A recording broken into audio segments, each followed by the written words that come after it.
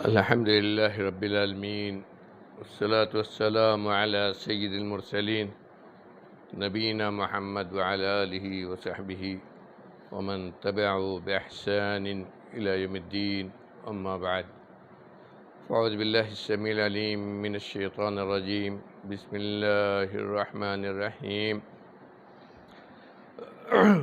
لو أراد الله أن يتخذ ولدا لاصطفى مما يخلق ما يشاء سبحانه هو الله الواحد القهار خلق السماوات والأرض بالحق يكور الليل على النهار ويكور النهار على الليل وسخر الشمس والقمر كل يجري لأجل مسمى ألا هو الله العزيز الغفار خلقكم من نفس واحدة ثم جعل منها زوجها وأنزل لكم من الأنعام 8 أزواج يخلقكم في بطون أمهاتكم خلقا من بعد خلق في ظلمات 3 ذلكم الله ربكم له الملك لا إله إلا هو فأنا تصرفون۔ معزز حاضرین، ناظرین، سامعین، سورہ زمر کی ابتدائی آیات کا اس سے پہلے ہم نے ترجمہ اور تفسیر کی تھی۔ آج اسی سورہ کا دوسرا درس ہے۔ کچھ وقفہ رہ گیا، لیکن انشاءاللہ ہم کوشش کریں گے کہ درس قرآن کا یہ سلسلہ چلتا رہے۔ اللہ تعالی ہمیں کہنے سننے سے زیادہ عمل کرنے کی، قرآن کو سمجھنے کی توفیق عطا فرمائے۔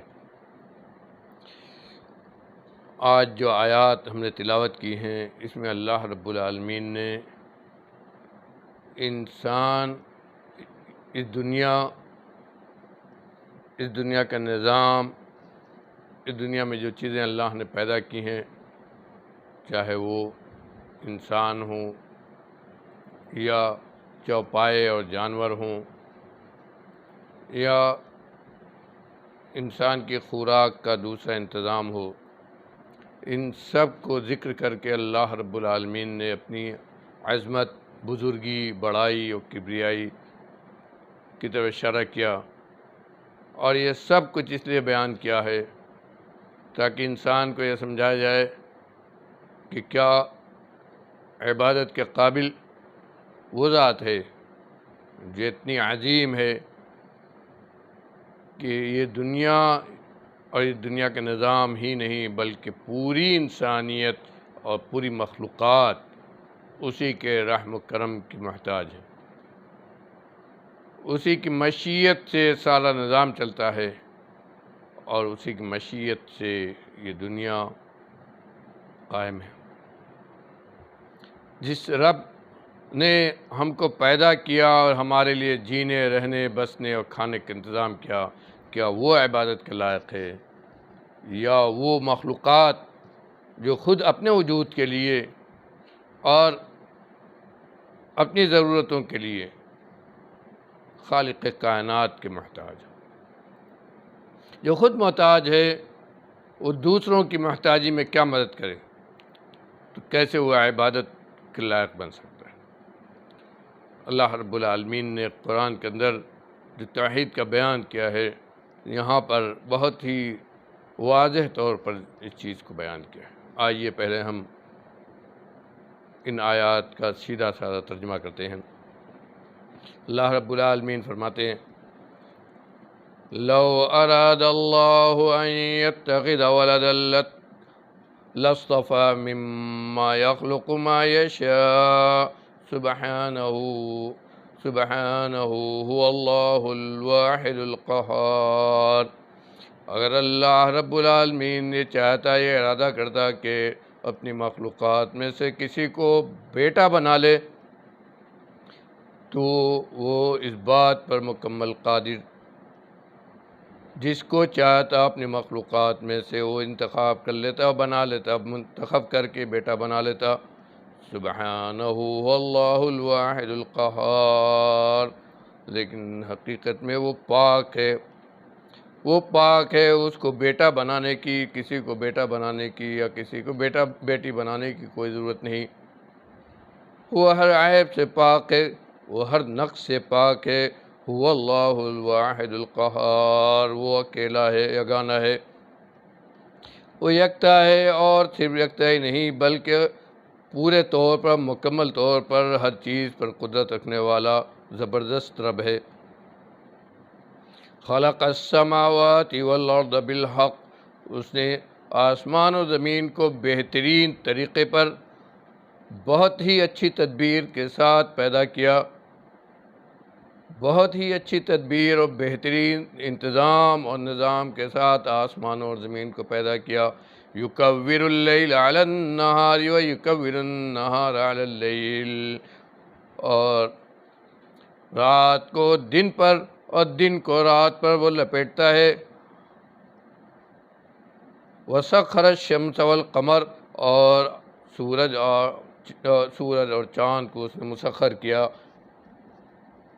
سورج اور چاند کو بھی اس نے مسخر کیا، ان کو بھی اپنے کام پر لگایا، ان کے لیے بھی ایک کام اس نے متعین کیا ہے۔ کل یجری لاجل مسمى، یہ پورا کا پورا نظام ایک مقررہ مدت تک کے لیے جاری ہے۔ یہ پورا نظام جو اللہ نے بنایا ہے، اس کے لیے ایک مقررہ مدت متعین کی ہے، اسی مقررہ مدت تک کے لیے سب چل رہا ہے۔ اللہ هو العزیز الغفار، سنو خبردار رہو کہ اللہ رب العالمین ان چیزوں کو، ان تمام مخلوقات کو پیدا کرنے والا زبردست، غالب اور بہت ہی زیادہ بخشنے والا بھی ہے۔ خلقکم من نفس واحدہ، تم کو ایک جان سے پیدا کیا۔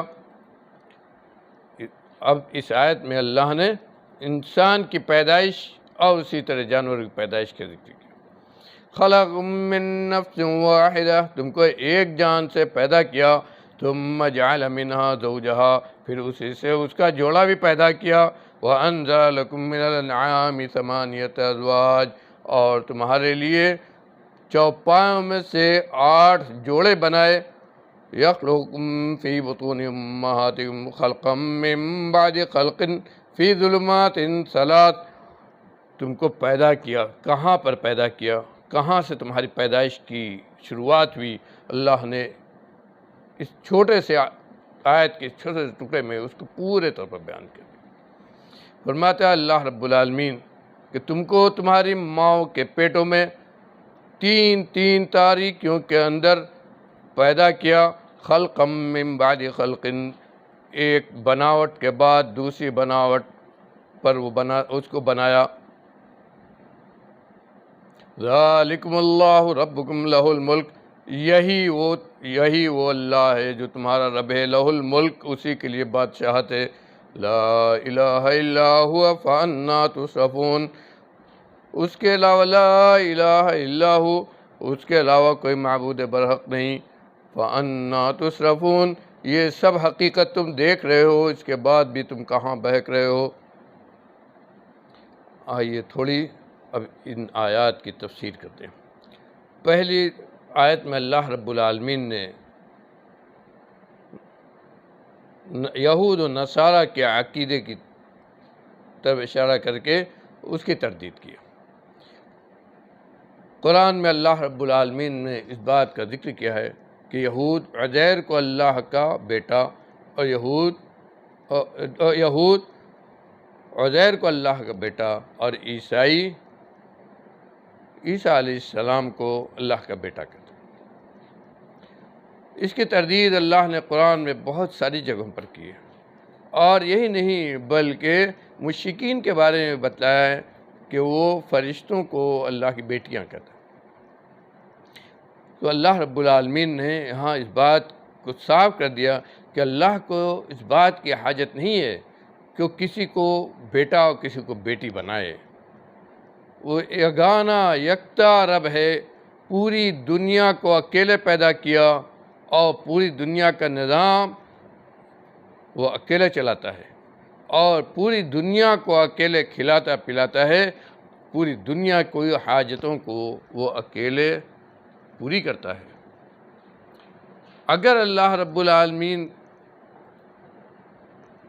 مان لیں کہ اس کو بیٹا چاہیے، تو خود وہ پیدا کرنے والا ہے، وہ خالق، اس نے تمام چیزوں کو پیدا کیا ہے، تو بیٹا وہ کسی بھی مخلوق میں سے وہ چن سکتا تھا، لیکن اللہ کو اس کی کوئی ضرورت نہیں ہے۔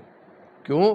سبحانہ و تعالی، سبحانہ و تعالی اس نے اپنے بارے میں کہا ہے کہ وہ جہاں بزرگ برتر ہے وہیں تمام عیوب سے پاک و صاف ہے۔ محتاجگی یہ عیب ہے، بیٹا اور بیٹی کی ضرورت یہ عیب اور نقص ہے۔ اگر اس کو اللہ کے اندر مانے تو اس کے اندر عیب و نقص آئے گا، اور ناقص جو ہوگا وہ کبھی بھی عبادت کے لائق نہیں ہو سکتا ہے۔ جو ناقص ہوگا وہ کبھی بھی عبادت کے لائق نہیں ہو سکتا ہے۔ اللہ رب العالمین نے اسی لیے قرآن کی پہلی آیت کے اندر کہا الحمدللہ رب العالمین۔ اسی آیت کے اندر اللہ رب العالمین نے اس بات کی طرف نشاندہی کر دی کہ جہاں وہ اس پورے جہان کا پیدا کرنے والا، اس کی تربیت کرنے والا، اس کو کھلانے والا، اس کے لیے انتظام کرنے والا ہے، وہیں وہ یکتا ہے، اس کا کوئی شریک ساجی نہیں ہے، نہ اس کے اندر کوئی عیب ہے۔ اگر عیب کسی بھی ناحیے سے ہوگا تو اس اعتبار سے وہ محتاج ہوگا، اور محتاجگی یہ اللہ کی ذات سے بہت دور ہے، پاک۔ اسی لیے اللہ رب العالمین نے ایک جگہ قرآن میں یہ بھی کہا یا ایہا الناس انتم الفقراء الی اللہ واللہ هو الغنی الحمید۔ اے انسانو انتم الفقراء الی اللہ، تم اللہ کے محتاج ہو، اللہ تمہارا محتاج نہیں ہے۔ اللہ کو کسی بھی اعتبار سے تمہاری حاجت نہیں ہے۔ تم اپنے ہر کام میں، ہر چیز میں، اپنی تمام ضروریات میں، اور یہاں تک کہ اپنے وجود کو اس دنیا باقی رکھنے کے لیے بھی اللہ کے رحم و کرم، اس کے نظام کے محتاج ہو۔ اور اللہ تو غنی ہے، بے نیاز ہے۔ بے نیاز وہ ہوتا ہے، بے نیاز ہی نہیں، یہاں الغنی کہا، یعنی ہر اعتبار سے بے نیاز ہے۔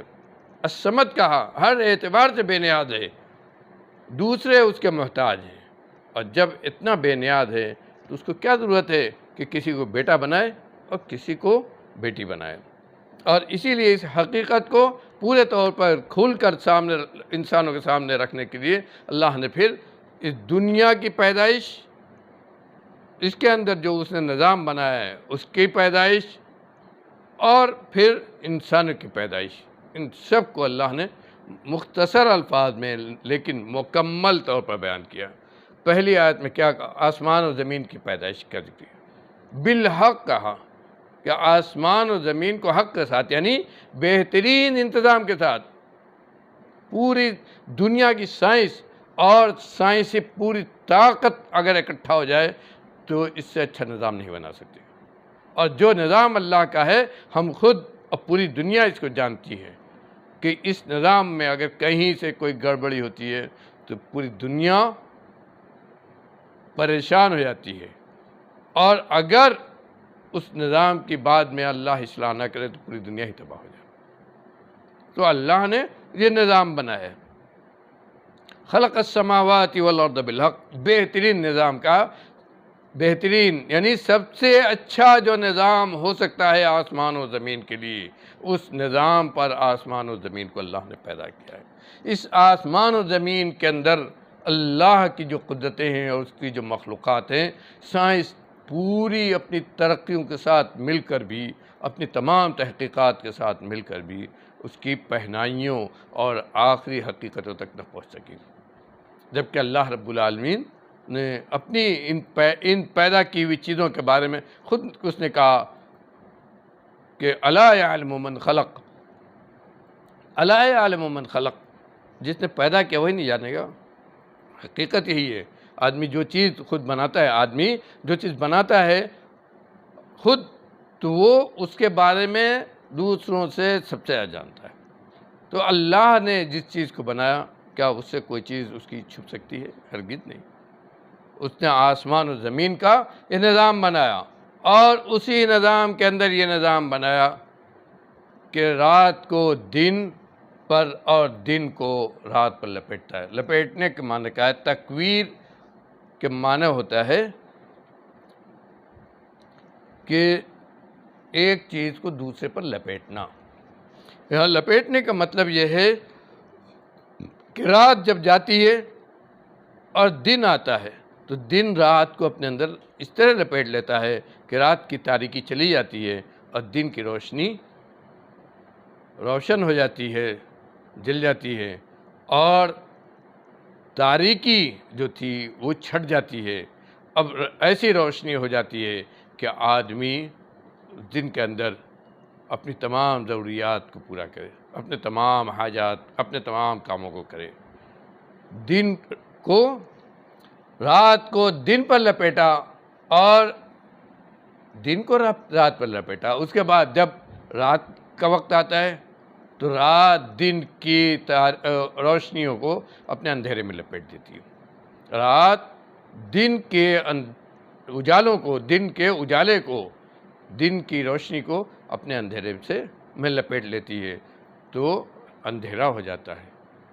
اسی لیے اللہ رب العالمین نے صاف طور پر قرآن میں یہ کہا کہ اگر اللہ رب العالمین دن کو دن ہی رکھتا، دن ہی دن رہتا، رات نہ ہوتی، یا رات ہی رہتی اور دن نہ ہوتے، تو تم اگر دن ہی دن رہتا تو تم کیسے آرام کرتے؟ آرام کرنے کا تمہیں وقت نہیں ملتا، سکون کا وقت نہیں ملتا، اور اگر رات ہی رات رہتی تو کام کرنے کا وقت نہیں ملتا۔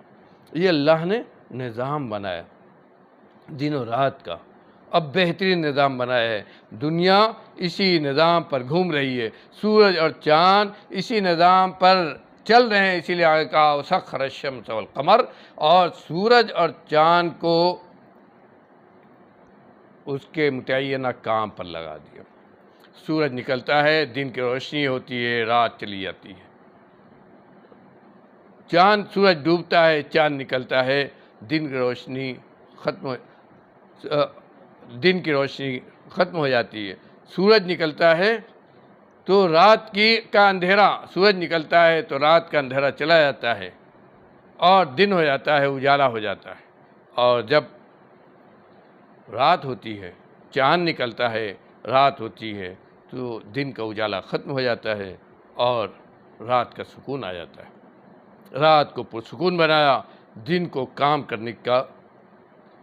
کرنے کا وقت بنایا۔ وَسَخَّرَ الشَّمْسَ وَالْقَمَرَ، اور سورج اور چاند کو بھی اس نے کام پر لگا دیا۔ لیکن یہ پورا نظام یہاں اللہ نے صاف طور پر کہہ دیا کہ یہ نہ سمجھو کہ پورا نظام ایسے ہی چلتا رہے گا، یہ ایسے ہی باقی رہے گا، تم اس دنیا میں ایسے ہی رہو گے، یہ دنیا ختم نہیں ہوگی، یہ نظام ختم نہیں ہوگا، ایسا نہیں ہے۔ کل یجری لأجل مسمى، کل یجری لأجل مسمى، یہ سب کا سب، پورا کا پورا نظام، سورج اور چاند، دنیا کا یہ نظام، آسمان و زمین، یہ سب کا سب جو چل رہا ہے، اس کے لیے اللہ نے ایک مدت بنائی ہے، اسی مدت تک یہ چلتا رہے گا، اور اس مدت کے بعد یہ سب کچھ ختم ہو جائے گا۔ اس مدت کے بعد اس میں سے کچھ بھی باقی نہیں رہے گا۔ اس کے بعد کون باقی رہے گا؟ الا هو اللہ العزیز الغفار، صرف ایک ذات باقی بچے گی۔ کون سی ذات؟ وہی ذات جو غالب ہے، جس نے اس نظام کو بنایا ہے، جو اس نظام کو چلا رہا ہے، جو اس نظام کے ذریعے ہمیں فائدہ پہنچا رہا ہے، جو اس نظام کے ذریعے جس نے اس نظام کے ذریعے ہمیں فائدہ اٹھانے کی صلاحیتیں عطا کی ہیں، اور جس کے نظام میں رہ کر ہم دن و رات اس کے فیض سے فیض یاب ہوتے ہیں۔ وہ اللہ ہے جو الا هو العزیز الغفار، وہ ایک طرف تو بہت ہی زبردست ہے، اس کی قوت نہایت ہی مضبوط غالب ہے، جس قوت کے ذریعے اس پورے نظام کو وہ کنٹرول کیے ہوئے ہے، جیسے اس نے بنایا اور لگایا اسی پر وہ چل رہا ہے، اور جب اس کی مشیت ہوتی ہے تو اس کے اندر کچھ بگاڑ بھی آتا ہے۔ انسان کی عبرت اور نصیحت کے لیے کچھ ایسے واقعات بھی ہوتے ہیں جن سے انسان کو جھٹکا لگے اور اپنی برائیوں پر اس کو تنبیہ ہو اور سمجھے، اب عبرت حاصل کرے۔ اور اسی لیے کہا الغفار کہ انسان کی سرشت میں ہے، اس مضبوط نظام کے بعد بھی انسان کی سرشت میں ہے گناہ کرنا، برائی کرنا، تو یہ انسان کو جاننا چاہیے کہ بخشنے والا بھی وہی ہے، معاف کرنے والا بھی وہی ہے۔ جتنا بھی ہم برائی کریں یہ یاد رکھ رہے ہیں کہ وہ معاف کرنے والا بھی ہے، مضبوط قدرت والا تو ہے ہی ہے، اس کے ساتھ ساتھ معاف کرنے والا بھی ہے، تو اسی کی طرف ہمیں لوٹ کر جانا ہے۔ انشاءاللہ آگے کی آیات جن کا ہم نے ترجمہ کیا ہے اگلے درس میں اس کی وضاحت اور اس کی تفسیر کی جائے گی۔ اللہ تعالی ہمیں کہنے سننے سے زیادہ عمل کرنے کی توفیق عطا فرمائے۔ وما علینا